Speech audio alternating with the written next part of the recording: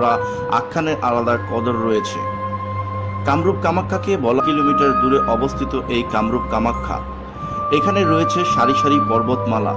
এর ঠিক পাশেই ভক্তদের আগ্রহের কেন্দ্রে মা কামাখ্যা। তবে সবকিছু ছাপিয়ে কামাখ্যার জাদুবিদ্যা আর সাধকদের এই কামরূপ কামাখ্যা, নাকি যুগের পর যুগ এই এক দেশ বটেই কামরূপ কামাখ্যা।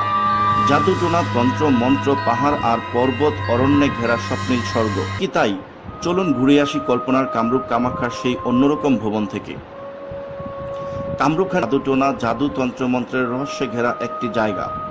কামরূপ কামাখ্যা শুধু নয়, ওখানের আশপাশ কামরূপ কামাখ্যা নারী শাসিত পাহাড়ি ভূখণ্ড। সেখানকার নারীরা ছলাকলা, কামকলায় ভীষণ পারদর্শী। কামরূপ কামাখ্যার ডাকিনী নারীরা পরিদের মুখেও কামরূপ কামাখ্যা নিয়ে অনেক মুখরোচক গল্প প্রচলিত আছে। তারা সেখান থেকে বিভিন্ন তন্ত্র মন্ত্র শিখে আসে।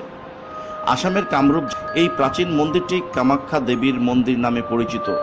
গুয়াহাটি স্টেশন পাহাড়ি রাস্তা, কামাখ্যা মন্দির অন্য দিকটা পাথুরে আর কখনো ঝোপঝাড়ে ভরা। যে কেউ ইচ্ছে করলেই মন্দিরে পুজো দিতে পারেন, সব ব্যবস্থা আছে মন্দিরে। দেহে তখন মা কামাখ্যা আবির্ভূত হন, পুরোহিত তখন করে দেন। নারীর যোনি বরাবর একটি প্রদীপ জ্বালানো হয়।